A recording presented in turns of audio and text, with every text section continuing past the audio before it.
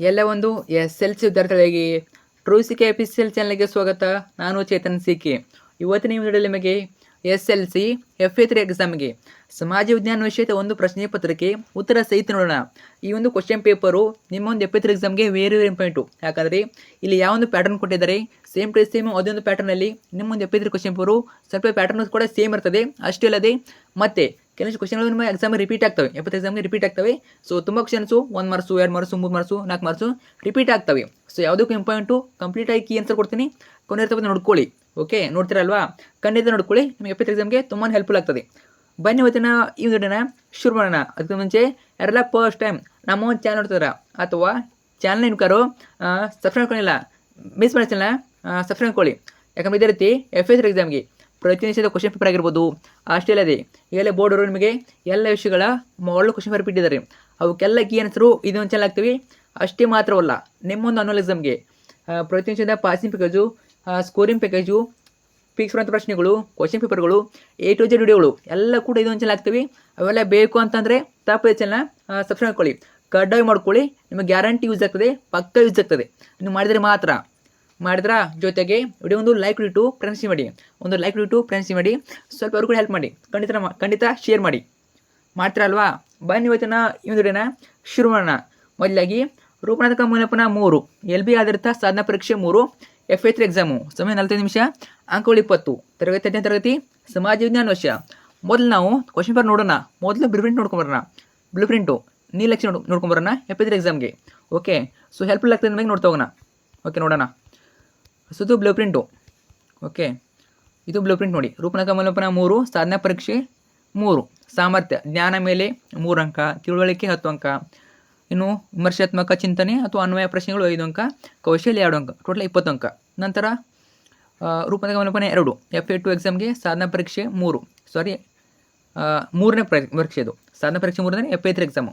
Okay, ಸಮಾಜ ವಿಜ್ಞಾನ ಇದು ನೋಡಿ. ಭೌತಿಕ ಪ್ರಶ್ನೆಗಳು 2, ಕಿರು ಉತ್ತರ ಪ್ರಶ್ನೆಗಳು 2, ಸಂಕ್ಷಿಪ್ತ ಉತ್ತರ ಪ್ರಶ್ನೆಗಳು 2, ದೀರ್ಘ ಉತ್ತರ ಪ್ರಶ್ನೆಗಳು 2, ದೀರ್ಘ ಉತ್ತರ ಪ್ರಶ್ನೆಗಳು 1 ಇರ್ತದೆ.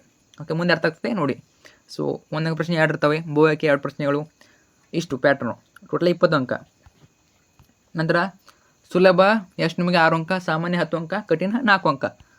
Next okay, blue print. So ವಿಷಯವರ ಅಂಕ ಹಂಚಿಕೆ ನೋಡಿ. ಇತಿಹಾಸ ಮೇಲೆ, ರಾಜ್ಯಶಾಸ್ತ್ರ ಮೇಲೆ, ಸಮಾಜಶಾಸ್ತ್ರ, ಭೂಗೋಳಶಾಸ್ತ್ರ, ಅರ್ಥಶಾಸ್ತ್ರ, ವ್ಯವಹಾರ ಅಧ್ಯಯನ ನೋಡ್ಕೊಳ್ಳಿ.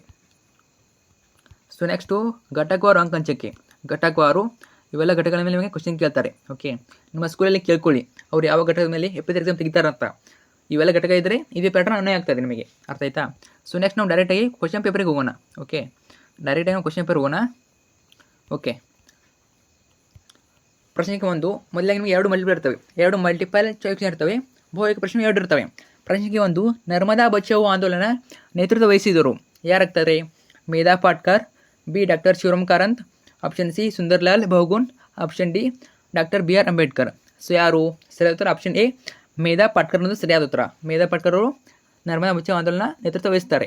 ಇನ್ನು ಪ್ರಶ್ನೆ 2 ಉದ್ಯಮಶೀಲ ಆಂಗ್ಲ ಪದವಾದ ಎಂಟ್ರಪ್ರೆನ್ರೆ ಬಂದಿರುವುದು ಯಾವುದಾಗ್ತದೆ? ಸೊ ಆಪ್ಷನ್ D ಫ್ರೆಂಚ್ ಭಾಷೆ ಆಗ್ತದೆ. ಫ್ರೆಂಚ್ ಭಾಷೆ ಸರಿಯಾದ ಉತ್ತರ. ಇನ್ನು ಸೆಕೆಂಡ್ ಮೇನು ಈ ಕೆಳಗಿನ ಪ್ರಶ್ನೆಗಳಿಗೆ 1 ಅಂಕ ತರಿಸಿ. ಅಂದರೆ 1 ಅಂಕ ಪ್ರಶ್ನೆಗಳು ನಿಮಗೆ ಟೋಟಲಾಗಿ 2 ಇರ್ತವೆ. ಪ್ರಶ್ನೆಗೆ 1 ಅಂಕ. ನೋಡ್ತಾ ಹೋಗೋಣ. ಪ್ರಶ್ನೆಗೆ 3 ಉದ್ದಿಮೆದಾರರು ಪ್ರಾಂತೀಯ ತಾರತಮ್ಯವನ್ನು ನಿವಾರಿಸಲು ಸಹಾಯ ಮಾಡುತ್ತಾರೆ ಹೇಗೆ? ಉತ್ತರ ನೋಡೋಣ. ಪ್ರಶ್ನೆಗೆ 3ಕ್ಕೆ ಗ್ರಾಮೀಣ ಪ್ರದೇಶಗಳಲ್ಲಿ ಕೈಗಾರಿಕೆಗಳನ್ನು ಸ್ಥಾಪಿಸಲು ಮತ್ತು ಅವುಗಳ ಆಡಳಿತ ಹಾಗೂ ಸಮಗ್ರತೆಯನ್ನು ಕೇಂದ್ರೀಕರಿಸಲು. ಇದು ಸರಿಯಾದ ಉತ್ತರ. ಇನ್ನು ಪ್ರಶ್ನೆಗೆ 4 ಕೈಗಾ ವಿರೋಧಿ ಚಳುವಳಿಯನ್ನು ಏಕೆ ಪ್ರಾರಂಭಿಸಲಾಯಿತು? ಸೊ 4ನೇ ಉತ್ತರ ನೋಡೋಣ. ಅಣು ವಿಕಿರಣ ಹಾಗೂ ಪರಿಸರ ಮಾಲಿನ್ಯ ಕಾರಣದಿಂದಾಗಿ ಪ್ರಾರಂಭಿಸಲಾಯಿತು. ನೆಕ್ಸ್ಟು ಎಷ್ಟು 3ನೇ ಮೇನು, ಥರ್ಡ್ ಮೇನು ಈ ಕೆಳಗಿನ ಪ್ರಶ್ನೆಗಳಿಗೆ 4 ಅಂಕ ಉತ್ತರಿಸಿ. ಅಂದರೆ ಏನು? 2 ಅಂಕ ಪ್ರಶ್ನೆಗಳು, 2 ಅಂಕ ಪ್ರಶ್ನೆಗೆ 2 ಇರ್ತವೆ, ಟೋಟಲಾಗಿ 4 ಮಾರ್ಕ್ಸು. ಅರ್ಥಾಯ್ತಾ? ಪ್ರಶ್ನೆಗೂ 2 ಅಂಕ. 5ನೇ ಪ್ರಶ್ನೆ ಭಾರತದ ವಿದೇಶಾಂಗ ನೀತಿಯ ಮೂಲ ತತ್ವಗಳು ಯಾವುವು? ಭಾರತದ ವಿದೇಶಾಂಗ ನೀತಿಯ ಮೂಲ ತತ್ವಗಳನ್ನು ಕೇಳಿದ್ದಾರೆ ಅಥವಾ ಕ್ವಶನ್ ಕೊಟ್ಟಿರ್ತಾರೆ ನಮಗೆ. ಇದನ್ನು ಕೂಡ ಬರೀಬೋದು. ಭಯೋತ್ಪಾದನೆಯ ಸವಾಲುಗಳನ್ನು ಎದುರಿಸಲು ಭಾರತವು ಕೈಗೊಂಡಿರುವ ಕ್ರಮಗಳು. ಭಯೋತ್ಪಾದನೆ ಸವಾಲನ್ನು ಎದುರಿಸಲು ಭಾರತವು ಕೈಗೊಂಡಿರುವ ಕ್ರಮಗಳವು. 5ನೇ ಪ್ರಶ್ನೆಗೆ ಉತ್ತರ ನೋಡೋಣ. ಓಕೆ, 5ನೇ ಪ್ರಶ್ನೆ ನೋಡ್ಕೊಳ್ಳಿ. ಸೊ ಭಾರತ ದೇಶಾಂಗ ನೀತಿಯ ಮೂಲ ತತ್ವಗಳು ವಸಾಹತುಶಾಹಿತ್ವಕ್ಕೆ ವಿರೋಧ, ಸಾಮ್ರಾಜ್ಯಶಾಹಿತ್ವಕ್ಕೆ ವಿರೋಧ, ವರ್ಣಭೇದ ನೀತಿಗೆ ವಿರೋಧ, ಅಲಿಪ್ತ ನೀತಿ, ಆಫ್ರಿಕಾ ಮತ್ತು ಏಷ್ಯಾದ ಪ್ರಗತಿಗೆ ಪ್ರಥಮ ಆದ್ಯತೆ, ನಿಶಸ್ತ್ರೀಕರಣ ಬೆಂಬಲ, ವಿಶ್ವಸಂಸ್ಥೆ ಮತ್ತು ವಿಶ್ವಶಾಂತಿಗೆ ಬೆಂಬಲ. ಇನ್ನು 10 ಕ್ವಶನು, ಭಯೋತ್ಪಾದನೆಯ ಸವಾಲನ್ನು ಎದುರಿಸಲು ಭಾರತವು ಕೈಗೊಂಡಿರುವ ಕ್ರಮ. ಒಂದನೇದು ರಾಷ್ಟ್ರೀಯ ತನಿಖಾ ದಳ NIA ಸ್ಥಾಪನೆ ಮಾಡ್ತಾರೆ. ವಿಶೇಷ ಪರಿಣಿತಿ ಪಡೆಗಳ ರಚನೆ, ರಾಜ್ಯ ಸರ್ಕಾರಗಳಿಂದ ಭಯೋತ್ಪಾದಕ ನಿಗ್ರಹ ಪಡೆಗಳು ರಚನೆ, ಇಂಟೆಲಿಜೆನ್ಸ್ ಬ್ಯೂರೋ ಅಂದರೆ IB ಸ್ಥಾಪನೆ, ಸಂಶೋಧನೆ ಹಾಗೂ ವಿಶ್ಲೇಷಣಾ ಘಟಕದ ಸ್ಥಾಪನೆ RAW, ಗುಪ್ತಚರ ವ್ಯವಸ್ಥೆ ಬಲವರ್ಧನೆ, ಜಾಗತಿಕವಾಗಿ ಭಯೋತ್ಪಾದನೆ ವಿರೋಧ. ನೆಕ್ಸ್ಟ್ ಹೋಗೋಣ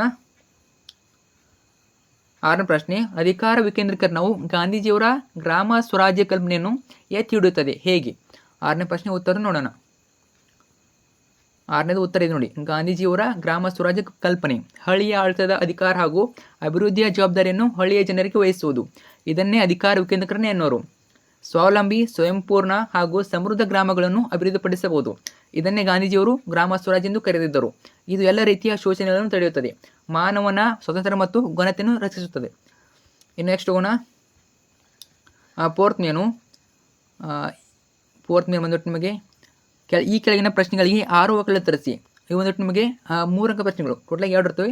ಟೋಟಲಾಗಿ 6 ಮಾರ್ಕ್ಸು, ಪ್ರತಿಯೊಂದಕ್ಕೂ 3 ಅಂಕ. 7ನೇ ಪ್ರಶ್ನೆ, ಭಾರತದ ಪ್ರಥಮ ಸ್ವಾತಂತ್ರ್ಯ ಸಂಗ್ರಾಮವು ಹಲವು ಕಾರಣಗಳಿಂದ ವಿಫಲವಾಯಿತು, ಸ್ಪಷ್ಟೀಕರಿಸಿ. ಇನ್ನು 8ನೇ ಪ್ರಶ್ನೆ, ಗ್ಲೋಬಲ್ ಪೊಸಿಷನಿಂಗ್ ಸಿಸ್ಟಮ್ನ ಉಪಯೋಗಗಳೇನು? ಇನ್ನು ಇದಕ್ಕೆ 10 ಕ್ವಶನ್ ಕೊಟ್ಟಿದ್ದಾರೆ. ಬೆಳೆ ಮಾದರಿಯನ್ನು ಪ್ರಭಾವಿಸುವ ನೈಸರ್ಗಿಕ ಮತ್ತು ಸಾಮಾಜಿಕ ಅಂಶಗಳನ್ನು ತಿಳಿಸಿ. ಸೊ 7, 8 ಎಲ್ಲವನ್ನೂ ಉತ್ತರ ನೋಡೋಣ. 7, 8 ಸೊ ಓಕೆ, 8 ಮಾಡಿ ಸ್ವಲ್ಪ ನೋಡಿ. 7ನೇದು ಉತ್ತರ ಇದೆ, ನಂತರ 8ನೇದು ಉತ್ತರ ಕೂಡ ಹೇಳ್ತೀನಿ ನಿಮಗೆ. ಓಕೆ, ಭಾರತದ ಪ್ರಥಮ ಸ್ವಾತಂತ್ರ್ಯದ ಸಂಗ್ರಾಮ ವೇರಿ ಪಾಯಿಂಟು ಅರ್ಥ ಆಯ್ತಾ? ಕೇಳ್ಬೋದು, ವಿಫಲತೆ ಕಾರಣಗಳನ್ನ ಕೇಳ್ತಾರೆ 3 ಮಾರ್ಕ್ಸ್ಗೆ. ಓಕೆ, ಪ್ರತಿಯೊಂದು ಪಾಯಿಂಟ್ಗೆ ಅಂಕ ಇರ್ತದೆ, ನೋಡ್ಕೊಳ್ಳಿ. ಸೊ ಗ್ಲೋಬಲ್ ಪೊಸಿಷನಿಂಗ್ ಇದು ಕೂಡ ಇಂಪಾರ್ಟೆಂಟು, ಗ್ಲೋಬಲ್ ಪೊಸಿಷನಿಂಗ್ ಸಿಸ್ಟಮ್ನ ಉಪಯೋಗಗಳು. 10 ಕ್ವಶನು, ಇದು ಕೂಡ ಆನ್ಸರ್ ಇರ್ತದೆ, ನೋಡ್ಕೊಳ್ಳಿ. ಓಕೆ, ಸೊ ನೆಕ್ಸ್ಟ್ ಹೋಗೋಣ.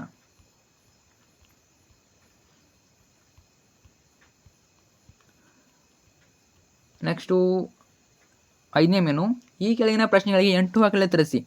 ಅಂದರೆ ಏನು 4 ಪ್ರಶ್ನೆ, ಟೋಟಲಾಗಿ 1 ಇರ್ತದೆ, ಅರ್ಥ ಆಯ್ತಾ? ಸೊ ಟೋಟಲಾಗಿ 1 ಇರ್ತದೆ, ನೋಡೋಣ. 9ನೇ ಪ್ರಶ್ನೆ, ಭಾರತ ಸ್ವತಂತ್ರ ಹೋರಾಟದಲ್ಲಿ ತೀವ್ರವಾದಿಗಳ ಪಾತ್ರವನ್ನು ತಿಳಿಸಿ, ಅಥವಾ ಭಾರತ ಸ್ವತಂತ್ರ ಹೋರಾಟದಲ್ಲಿ ಬುಡಕಟ್ಟು ದಂಗೆಗಳ ಪಾತ್ರ ತಿಳಿಸಿ. ಈ ಎರಡನ್ನು ಬರಬೇಕು. 9ನೇದು ಉತ್ತರ ನೋಡೋಣ. ಸೊ 9ನೇದು, ಸೊ 8ನೇದು 10 ಕ್ವಶನ್ ಕೂಡ ಉತ್ತರ ಇದೆ, ನೋಡ್ಕೊಳ್ಳಿ. ಸೊ ಕಂಪ್ಲೀಟ್ ಆನ್ಸರ್ ಇದೆ ನೋಡಿ.